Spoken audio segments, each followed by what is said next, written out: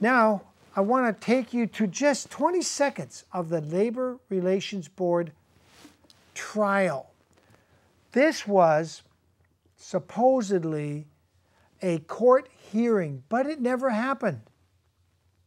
What happened is this Mrs. Moore, who had got injured at Albertsons and had neck pain and back pain, and it changed her whole life because some tray of bakery goods, big heavy trays, fell on her, and she went down, got crunched between the the hard floor and these heavy steel things. She'd been like 4 or 5 years and hasn't got justice yet. So she asked me to go with her, and I went with her to the next county north of us here and taped the Labor Relations Board meeting, except it never happened.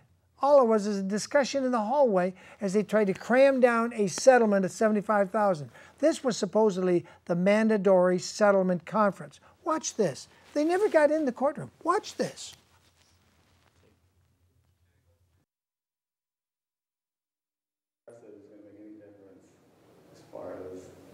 Getting these other injuries in, they were already adjudicated.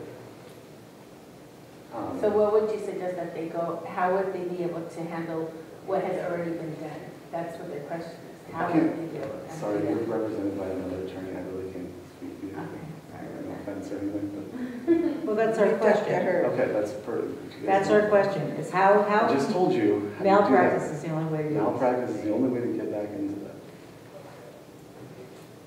Okay, if you have an attorney who does malpractice. No. I don't know.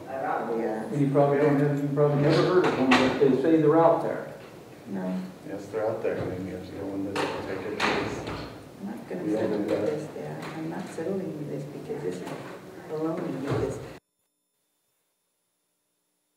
Gal with the hood over her head, she can't stand to have any wind even blow against her neck. That's Mrs. Moore.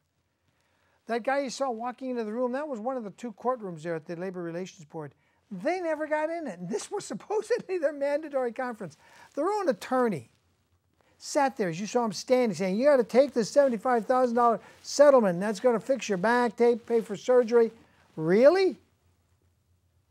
Any of you know any surgeons that do nerve surgery? Ask him if you think $75,000 will do the job. I think that won't cover one day in the hospital, much less recovery and surgery.